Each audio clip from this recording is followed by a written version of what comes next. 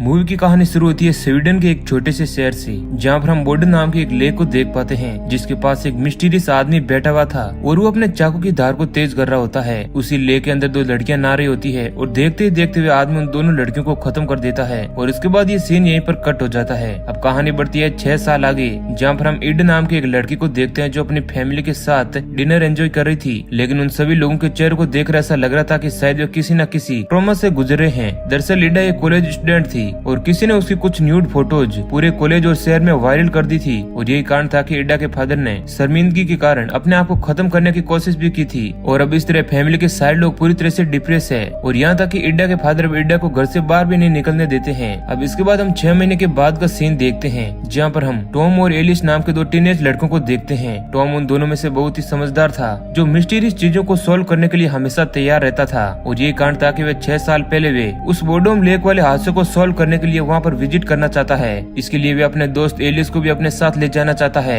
इधर हम नोरा नाम की एक लड़की को देखते हैं जो दरअसल इडा की दोस्त है। इडा, एलिस, नोरा और टॉम ये सारे लोग एक ही कॉलेज में पढ़ा करते हैं। अब इसके बाद हम देखते हैं कि टॉम और एलिस इडा और नोरा को भी अपने साथ उस ट्रिप पर जाने के लिए मना लेते हैं। हालांकि इडा अभी तक डिप्रेस थी और वे नहीं चाहती थी कि वे किसी भी तरह के ट्रिप पर जाएं, लेकिन नोरा उसे मना लेती है और इडा इस ट्रिप के बारे में अपनी फैमिली वालों को भी नहीं बताती है और उन्हें बिना बताए वे कॉलेज वाले दोस्तों के साथ बोर्डम लेक के लिए निकल जाती है। अब ये चारों लोग अपनी कार में सवार होकर उस लेक की तरफ आगे बढ़ते हैं, जहाँ रास्ते में उन्हें उस लेक की तरफ जाने वाला रास्ता बंद नजर आता है, जिसे चैन से बंद कर दिया गया था। लेकिन टॉम उस चैन को खोलकर अपने सारे साथियों को लेकर आगे बढ़ जाता है और चलते चलते उन लोगों को रात हो जाती है और यहाँ पर हम टॉम को देखते हैं जो अपना टेंट उसी जगह पर लगाता है जहाँ पर उन दोनों लड़कियों को सीरियल किलर ने 6 साल पहले मारा था। अब इसके बाद एलियस टॉम को किसी तरह की ड्रग्स देता है ताकि वह दोनों लड़कियों को ड्रग्स देकर उनके साथ एंजॉय कर सकें। अब इसके बाद हम देखते हैं कि इडा और नोरा दोनों ड्रग के कारण पूरी तरह से अपना होश खो देती है और लेक में जाकर नहाने लगती है और इसके बाद वो सभी लोग वहीं लेक के किनारे बैठकर बातें कर रहे होते हैं। अब इसी बीच टॉम सभी को उसी सीरियल किलर के बारे में बताता है और वह कहता है कि दरअसल उसे उस सीरियल किलर को पकड़ना है और यही कारण है कि वे लोग उसी लेक के किनारे इस ट्रिप के लिए आए हुए हैं। वह कहता है कि अगर वह सीरियल किलर अभी तक जिंदा है तो उसकी नजर हम लोगों के ऊपर ही होगी। अब इसके बाद एलिस को नींद आने लगती है, जिसके बाद वह अपने टेंट में सोने के लिए चला जाता है और उसके पीछे नोरा भी चली जाती है। इधर इडा और टॉम दोनों बाहर ही बैठे हुए थे। अब थोड़ी देर बाद टॉम और इडा भी वहाँ से अपने टेंट के अंदर जाने लगते हैं। अब इस दौरान इडा जंगल में एक टॉर्च को जलते हुए देखती है। अब इससे पहले कि वह टॉम को इस बारे में बता पाती, वह टॉर्च बंद हो जाती है। अब इसके बाद इडा लेक में नहाने के लिए चली जाती है और टॉम अपने टेंट में चला जाता है। इधर हम देखते हैं कि जब इडा नहा रही होती है तो उसे महसूस होता है कि शायद उसे पीछे से कोई देख रहा है और जब वह पीछे मुड़कर देखती है तो उसे वहाँ पर एलिस नजर आता है जो उसे छिपकर नहाते हुए देख रहा होता है। इडा उससे पूछती है कि आखिर वह क्या कर रहा है, तब वह कहता है कि वह सिर्फ पानी भरने के लिए यहाँ पर आया था। अब इसके बाद रात होने पर सभी लोग सो रहे होते हैं, तभी इडा को एक बार फिर से किसी के आसपास होने का एहसास होता है। इसी कारण वह सभी को जगाकर इस बारे में बताती है। तब एलिस बाहर जाकर चेक करने लगता है और बाकी बचे हुए सारे लोग टेंट के अंदर होते हैं। अब एलिस को गए हुए बहुत देर हो चुकी थी और टेंट में मौजूद सभी दोस्तों को उसकी फिक्र होने लगती है। नोरा उसे आवाज लगाने लगती है, लेकिन एलिस की कोई भी खबर नहीं थी। लेकिन थोड़ी देर बाद एलिस वहाँ आकर सभी जनों को डरा देता है। अब इसके बाद हम देखते हैं कि नोरा टॉयलेट करने के लिए टेंट से बाहर जंगलों में चली जाती है और एलिस उसकी सेफ्टी के लिए उसके साथ जाता है।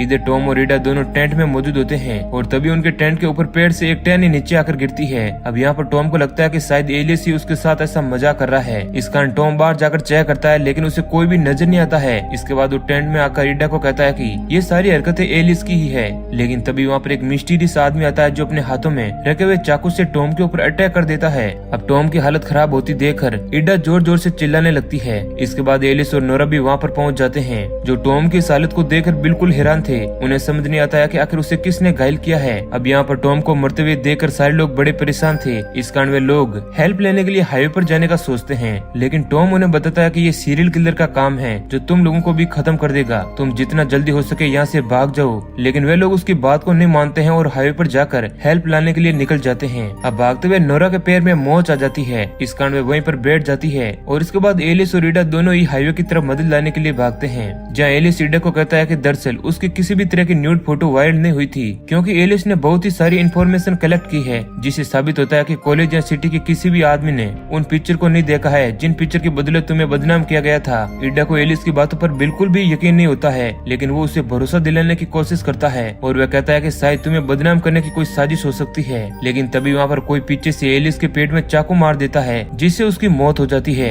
और हम देख पाते हैं कि जिसने एलिस को चाकू मारा है वह कोई और नहीं बल्कि नोरा ही है। इसके बाद हमें पता चलता है कि दरअसल ईडा एलिस और टॉम पर कभी भी विश्वास नहीं करती थी और वे उन फोटोज वायरल होने के कारण उन दोनों को ही मानती थी और यही कारण था कि वे अपनी फैमिली को बिना बताए इस ट्रिप पर उन दोनों के साथ आई है और वे इस ट्रिप पर उन दोनों को खत्म करना चाहती थी ताकि वे अपनी बेइज्जती का बदला ले सकें और उसका इन सब में साथ नोरा भी दे रही होती है। लेकिन उन दोनों को अभी भी समझ नहीं आ रहा था कि आखिर टॉम को किसने मारा, क्योंकि जब टॉम पर हमला हुआ तब नोरा एलिस के साथ जंगल में गई हुई थी और ईडा के सामने ही टॉम को किसी ने मार दिया था। हालांकि उन दोनों को इस बात से कोई भी फर्क नहीं पड़ता है और वे लोग जो करने आए थे उन्होंने वे कर लिया था। अब इसके बाद नोरा ईडा को बताती है कि हमें किसी भी तरह से एलिस और टॉम की बॉडी को छिपाना होगा और उन्हें ठिकाने लगाना होगा। इस कारण वे अपना सेफ्टी सूट पहनकर उन दोनों की बॉडीज को ठिकाने लगाने लगती है। इसके बाद उन दोनों की बॉडी को पैक करके पत्थर बांधकर लेक में ही फेंक देती है ताकि किसी भी तरह का सबूत पीछे न रहे, क्योंकि वे दोनों घर से बिना बताए ही इस ट्रिप पर आई हुई है और इस तरह से उन दोनों पर कोई भी शक नहीं कर सकता है। अब इसके बाद सुबह होने से पहले वे दोनों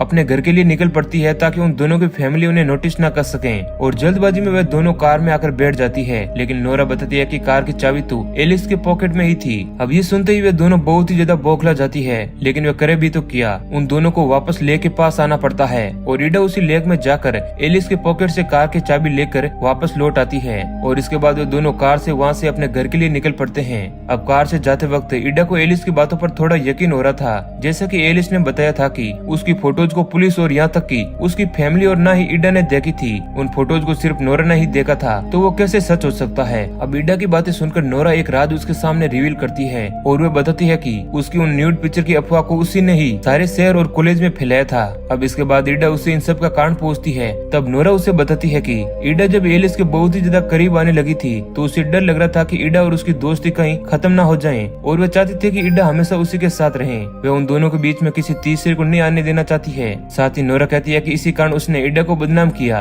ताकि एलिस भी उससे दूरी बना ले। वे बताती है कि पार्टी के दौरान उसने उसकी ड्रिंक में एक नशीली ड्रग डाल दी थी जिससे वे बेहोश हो गई और उसे कमरे में ले जाकर नोरा ने सुला दिया था और बाहर आकर नोरा ने सारे लोगों के सामने ये अफवाह फैलाई, जिसके बाद पूरे कॉलेज में ये बात फैल गई और इसी कारण ईडा इतनी बदनाम हो गई थी और उसे नहीं पता था कि ये बदनामी इस हद तक चली जाएगी। अब ये सारी बातें सुनकर ईडा को नोरा पर बहुत ही गुस्सा आता है और वे कहती है कि तुम्हारे कारण 2 बेकसूर लोगों की जान जा चुकी है और वे नहीं चाहती है कि तुम्हारा ये राज हमेशा राज ही रहे, इसलिए पुलिस को सारी बातें बता देगी। अब ये सुनकर नोरा ईडा पर बहुत ही गुस्सा करती है और वह कार में रखी हुई एक हथौड़ी से ईडा के चेहरे पर अटैक कर देती है ताकि वह पुलिस को कुछ भी बता ना सके। अब इसके बाद नोरा ईडा को खत्म करने के लिए तैयार थी। अब कार के अंदर ही उन दोनों के बीच फाइट होने लगती है। तभी रास्ते में ईडा को एक अनजान कार नजर आती है और उन दोनों की कार उस अनजान कार से टकरा न जाए, इस कारण नोरा उस कार को एक पेड़ से टकरा देती है। अब कार के टकराने के बाद ईडा वहीं पर बेहोश हो जाती है और इसके बाद हम देखते हैं कि उस अनजान कार में बैठा हुआ मिस्टीरियस आदमी उन लोगों की तरफ आगे बढ़ता है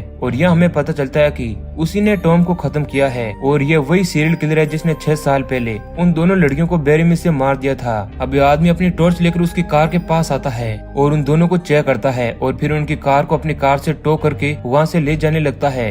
अब हम देखते हैं कि वो आदमी उस कार को बहुत ही तेजी से चला रहा होता है। इस कारण ईडा को होश आ जाता है और अब नोरा उसे बताती है कि यही वो आदमी है जिसने टॉम को खत्म किया है। अब यहाँ पर नोरा किसी भी तरह ईडा को बचाना चाहती है, इस कारण वे उसे कार के पिछले दरवाजे से नीचे गिराना चाहती है ताकि उसकी जान बच जाए। लेकिन इससे पहले कि ईडा उस कार से कूद पाती, उस कार का एक भयानक एक्सीडेंट हो जाता है जिसमें नोरा और ईडा दोनों बुरी तरह से घायल हो जाती है। अब इसके बाद वो किलर भी उन दोनों की कार के पास आने लगता है। ईडा उस कार में बुरी तरह से फंसी हुई थी, लेकिन ईडा नोरा को वहाँ से भाग जाने के लिए कहती है। लेकिन यहाँ पर नोरा ईडा को अकेला छोड़कर नहीं जाना चाहती है, लेकिन ईडा के बहुत कहने पर नोरा वहाँ से जंगल की तरफ भाग जाती है। लेकिन वह आदमी अपने कुत्ते को नोरा के पीछे लगा देता है। अब इसके बाद सीन चेंज होता है और हम उसी किलर को देखते हैं जो नदी के किनारे बैठकर अपने चाकू की धार को तेज कर रहा होता है और वहीं पास में हम नोरा और ईडा को देखते हैं जिनको उसी किलर ने बांध कर वहीं पर रखा हुआ है और उस आदमी के पास उसका डॉग भी था और हम समझ पाते हैं कि नोरा को उसी डॉग ने पकड़ा है और उस किलर ने उन दोनों के मुंह को सील दिया है ताकि वे चिल्लाकर किसी को भी मदद के लिए ना बुला सकें। इसके बाद वो किलर नोरा को उठाकर एक गड्ढे में फेंक देता है जहाँ पर और भी कई लाशें उस किलर ने पहले से ही रखी थी और इसके बाद वो किलर अपने चाकू की मदद से नोरा को भी खत्म कर देता है। इसके बाद हमें दिखाया जाता है कि उस किलर ने ईडा को कोई भी नुकसान नहीं पहुंचाया है और उसने उसे घायल हालत में ही उसके घर के सामने छोड़ दिया ताकि उसके मारे गए दोस्तों की मौत का इल्जाम ईडा पर ही आए। दरअसल वे किलर अपने आइडेंटिटी और अपने आप को बचाने के लिए ऐसा करता था। उसने ईडा को उसके घर पर छोड़ दिया ताकि सारे दोस्तों की मौत के इल्जाम में पुलिस उससे ही पकड़े और होता भी कुछ ऐसा ही है क्योंकि ईडा एक ट्रॉमा से गुजरी होती है और सभी को पता था कि उसके दोस्तों ने उसकी न्यूड फोटोज को वायरल किया था और पुलिस भी जानती थी कि कहीं न कहीं ईडा इडा के पास उन तीनों को खत्म करने के लिए एक पक्का मोटिव है। इसी कारण इडा को गिरफ्तार कर लिया जाता है और इस दौरान उसकी किसी भी बातों को नहीं सुना जाता है। इसके बाद हमें कुछ दिनों के बाद का सीन दिखाया जाता है और हम उसी ले को देख पाते हैं जिसका नाम बोडम है। उस ले के पास हम कुछ स्टूडेंट को देख पाते हैं जो वहाँ पर पिकनिक मनाने के लिए आए थे और वहीं पर हम उस सीरियल किलर को देख पाते हैं जो अपने अगले शिकार यानी कि ले के पास खड़े हुए उन स्टूडेंट पर नजर रखे हुए हैं। और इसी सीन के साथ ये मूवी एंड हो जाती है। तो ये वीडियो आपको अच्छा लगा है तो लाइक जरूर करें। ऐसे ही और इंटरेस्टिंग वीडियो पाने के लिए चैनल को सब्सक्राइब करें। धन्यवाद।